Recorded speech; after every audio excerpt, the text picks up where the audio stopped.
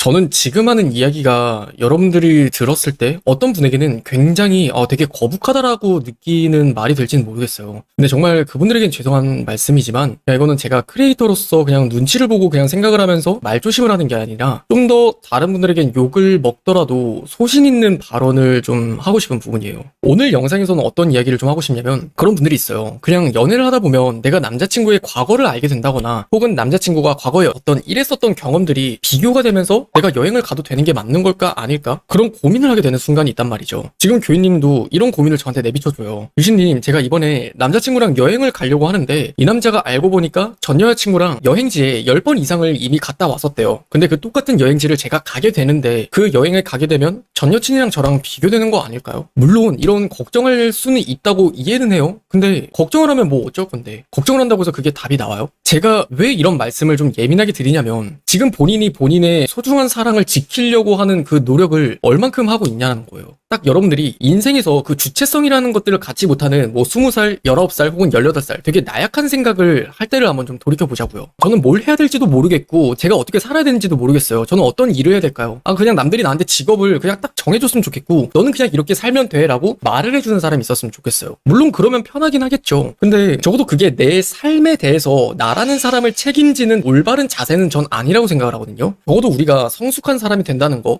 혹은 내가 책임감 있게 어른이라는 한 사람으로서 살아간다는 건요. 내가 해야 되는 부분, 내가 짊어져야 되는 부분, 내가 책임을 져야 되는 부분, 나는 무엇을 하면서 살아갈지에 대한 부분들을 내가 바로 알고 그것들을 실천해 나가는 사람이라고 저는 생각해요. 여러분들도 이 말에 동의를 한다면 내가 연애를 할 때는 어떻게 하는지를 한번 생각을 해보자고요. 오늘도 그런 사연이 몇 번은 나와요. 갑자기 여자친구가 잠수를 탔어요. 되게 사랑하는 사이였는데 제 과거에 만났었던 어떤 여자에 대한 이야기를 듣고 나서 갑자기 잠수를 타버렸어요. 근데 제가 그분한테 무슨 이야기를 했냐면 지금의 나라는 사람이 있기까지 그러한 과거의 경험이 있었기 때문이다라고 저는 말씀을 드렸었거든요. 여러분들도 한번 생각을 해봤으면 좋겠어요. 내가 만나는 남자친구가 갑자기 무에서 유로 창조되듯이 갑자기 짠하고 나타난 게 아니잖아요. 내가 20년, 30년의 인생을 살아왔듯이 그 사람도 본인이 과거에 경험을 했었던 순간들의 연속으로 지금 내가 현재 바라보고 있는 사람이 존재하는 거거든요. 근데 내가 과거에 만났었던 그 사람의 경험들 중에는 마음에 들지 않는 것도 있을 거고 마음에 드는 부분도 있겠죠. 근데 그냥 뭐 달면 삼키고 쓰면 뱉는 것도 아니고 적어도 내가 이 사람을 진정 사랑할 수 있다라고 말을 한다는 건요. 모든 그 사람의 과거를 사랑할 수는 없을지언정 그 사람의 과거를 듣고 나서 내가 판단을 하는 건 전 좀 아니라고 말씀을 드리고 싶어요. 제가 말씀을 드리는 경우를 보고 여러분들이 정말 극적으로 그러면은 성폭행을 한 남자도 이해를 해야 돼요? 아니면은 성매매를 한 사람도 이해를 해야 돼요? 그런 얘기를 하는 게 아니에요. 그게 정말 도덕적이고 윤리적으로 벗어난 경우를 이야기를 하는 거라면 헤어지면 되는 거예요. 근데 제가 지금 말씀을 드리는 부분은 내가 그냥 마음에 안 들어서 그냥 내가 만나는 남자가 이러한 경험을 하지 않았으면 좋겠는데 그렇게 사랑을 맹세하는 게 내가 처음이었으면 좋겠는데 그런 바람으로부터 나오듯 맞춰지는 어떤 끼워 맞추기식의 그 기준으로부터 내 남자친구의 과거를 재단하지를 말자는 거예요. 다시 여행 이야기로 돌아오자면 이 사람은 되게 여행을 많이 가본 사람인데 나는 여행을 안 가봤고 이 남자친구랑 처음 가보는 여행이야. 근데 내가 서툴어서 괜히 이 사람이랑 비교가 되면 어떡하지?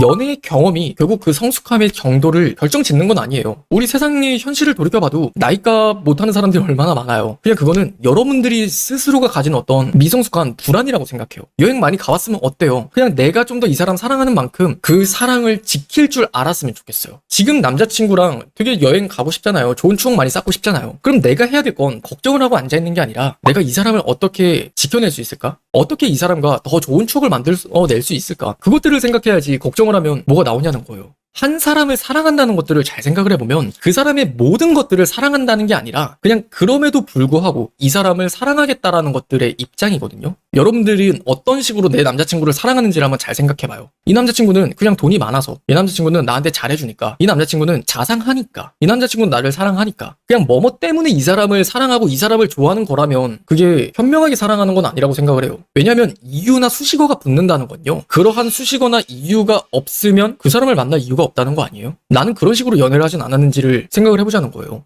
여러분들이 그런 말 많이 듣잖아요. 진짜 가난하고 없을 때부터 서로가 높이 올라가면서 서로가 성장하고 성숙하게 연애를 하면서 나중에는 좋은 집도 같이 사고 좋은 차도 같이 사서 같이 드라이브를 하면서 행복하게 결혼 생활을 하는 어떤 일상들. 그게 흔하지는 않지만 모두에게 불가능한 이야기는 전 아니라고 생각을 하거든요. 적어도 이런 연애의 전제 조건은 기껏을 하는 것들은 없을 거예요. 조금 돈이 없으면 어때? 이 사람이 좀 집안이 좀 엉망이면 어때? 이 사람이 조금은 과거가 좀 그러면 어때? 그냥 그럼에도 불구하고 내가 앞으로 이 사람을 사랑하면서 그리고 그 사람이 나를 사랑하면서 집중해서 내가 이 사람과 행복하게 앞으로 만들어갈 미래에 집중한다는 거예요. 그러면 그것들이 결국이라는 말로 바뀌게 돼요. 내가 그런 과정이 있었기 때문에 결국 나는 성공했었다. 그런 과정이 있었기 때문에 결국 나는 내가 이렇게 사랑하는 사람, 소중한 사람과 단단한 관계가 되었다. 결국이라는 말이 완성돼요. 적어도 여러분들이 그냥 계속 비코스에 머물러 있다면 둘 중 하나라고만 생각을 하시면 돼요. 그 남자가 그 정도로 가치가 없는 남자이거나 아니면 여러분들이 성숙하지 못하거나